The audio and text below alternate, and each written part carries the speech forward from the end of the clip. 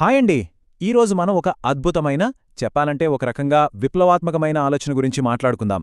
అదేంటంటే ఆల్ఫ్రెడ్ వెజెనర్ ప్రతిపాదించిన continental drift సిద్ధాంతం.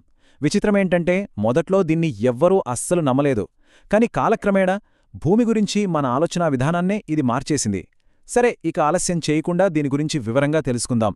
మన కాళ్ల కిందున్న నేల చాలా గట్టిగా, స్థిరంగా ఉంటుందని మనం అనుకుంటాం కదా. కాని అసలు విషయం అది కాదండి. కొన్ని దశాబ్దాల క్రితం ఒక సైంటిస్టొచ్చి, లేదు, మనం నిలబడ్డ ఈ నేల నిరంతరం కదులుతూనే ఉంది అని చెప్పి ఒక పెద్ద సంచలనమే సృష్టించారు. సరే, అస్సలు వెజ్నర్ ఏం చెప్పారో, ఆయన ఆలోచనేంటి, దాని గురించి చూద్దాం. ఆయనేమన్నారంటే, ఒకప్పుడు మన ప్రపంచం ఇప్పుడున్నట్లు వేరువేరు ఖండాలుగా విడిపోయి లేదు. అవన్నీ కలిసిపోయి ఒకే ఒక పెద్ద భూభాగంగా ఉండేదట. వెజ్నర్ సిద్ధాంతంలో అత్యంత ముఖ్యమైన విషయం, దాని గుండెకాయే ఈ పాంజియా. ఒక్కసారి ఆలోచించండి. ఇప్పుడు మనం మ్యాప్లో చూసే నార్త్ అమెరికా, ఆసియా, ఆఫ్రికా, ఇవన్నీ అన్ని ఖండాలు ఒకప్పుడు ఒకదానికొకటి అతుక్కుని ఒకే ఒక పెద్ద సూపర్ కాంటినెంట్గా ఉండేవన్నమాట. దానికి ఆయన పాంజియా అని పేరు పెట్టారు. 200 మిలియన్లు, ఇది చాలా పెద్ద సంఖ్య కదూ. కానీ ఈ నంబర్ చాలా ముఖ్యం. ఎందుకంటే సుమారు 200 మిలియన్ సంవత్సరాల క్రితమే ఈ పాంజియా అనే మహాఖండం ముక్కలవ్వడం స్టార్టయ్యింది. అలా విడిపోయిన భాగాలే నెమ్మదిగా లక్షల సంవత్సరాల పాటు కదులుతూ కదులుతూ ఈరోజు మనం చూస్తున్న ప్రపంచపటంగా రూపుదిద్దుకున్నాయన్నమాట.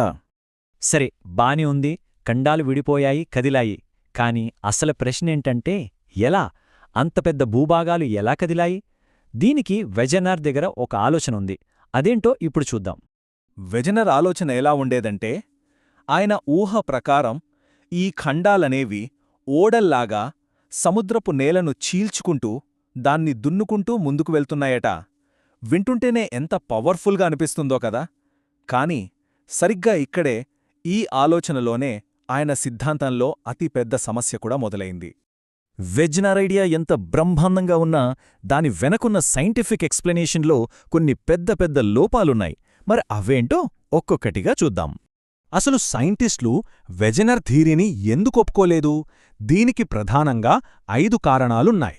భూమి పొరల గురించి ఆయనకున్న అవగాహన నుంచి, అసలు ఈ ఖండాలను కదిపే ఫోర్సేది అనే ప్రశ్న వరకు ఆయన చెప్పినవి ఏవీ సైంటిఫిక్ టెస్ట్కి నిలబడలేకపోయాయి. సరే, వీటిని ఒక్కొక్కటిగా చూద్దాం.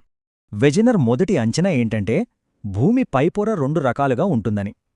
ఖండాలేమో సియాల్ అనే తేలికైన పదార్థంతో తయారయ్యాయని, సముద్రాల కింద ఉన్న నేలేమో సిమా అనే బరువైన పదార్థంతో తయారయ్యాయని చెప్పారు. ఆయన లాజిక్ ఏంటంటే, తేలికగా ఉన్న ఈ సియాల్ ఖండాలు బరువుగా ఉన్న సిమా మీద తేలిగ్గా కదలగలవని. ఓకే, ఇక్కడే అసలు ప్రాబ్లమొచ్చింది. తేలికైన ఖండాలు బరువైన సముద్రపు నేలమీద ఈజీగా జారుకుంటూ వెళ్తాయని వెజనర్ అనుకున్నారు. కాని ఫిజిక్స్ ప్రకారం ఇది అసాధ్యం.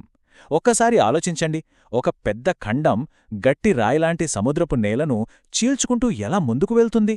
ఇది అచ్చం ఒక చెక్కముక్క కాంక్రీట్ రోడ్డును దున్నుకుంటూ వెళ్ళినట్టే ఉంటుంది. అసలు నమ్మేలా ఉందా? ఇది వెజనర్ చేసిన ఇంకో పెద్ద పొరపాటు. ఆయన ఫోకస్ అంతా కదులుతున్న ఖండాలమీదే పెట్టారు. కాని మధ్యలో ఉన్న సముద్రపు నేల గురించి పూర్తిగా మర్చిపోయారు. ఆ సముద్రపు బేసిన్లు స్థిరంగా కదలకుండా ఉంటాయని ఆయన అనుకున్నారు. కాని అసలు విషయమేంటంటే, ఆ సముద్రపు నేల కూడా కదులుతూ మారుతూ ఉంటుంది. దాన్ని ఆయన అస్సలు పట్టించుకోలేదు. సరే, ఈ పొరపాట్లన్నీ పక్కన పెడదాం. ఇప్పుడు అసలు సిసలైన ప్రశ్న, అన్నిటికన్నా పెద్ద ప్రశ్నొస్తోందే.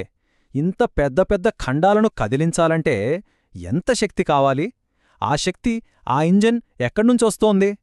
ఈ ఒక్క ప్రశ్నకు మాత్రం వెజనర్ దగ్గర సరైన సమాధానమే లేదు. ఆయన కొన్ని ఐడియాలిచ్చారు. భూమి తన చుట్టూ తాను తిరగడం వల్ల వచ్చే శక్తి, లేదా చంద్రుడి వల్ల వచ్చే అలల శక్తి, ఇలాంటివి కారణం కావచ్చని చెప్పారు. కాని మిగతా సైంటిస్టులు అదేం సరిపోతుంది అన్నారు.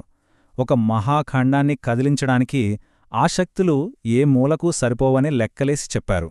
దీంతో బలమైన డ్రైవింగ్ ఫోర్స్ని చూపించలేకపోవడంతో ఆయన వాదన నీరుగారిపోయింది.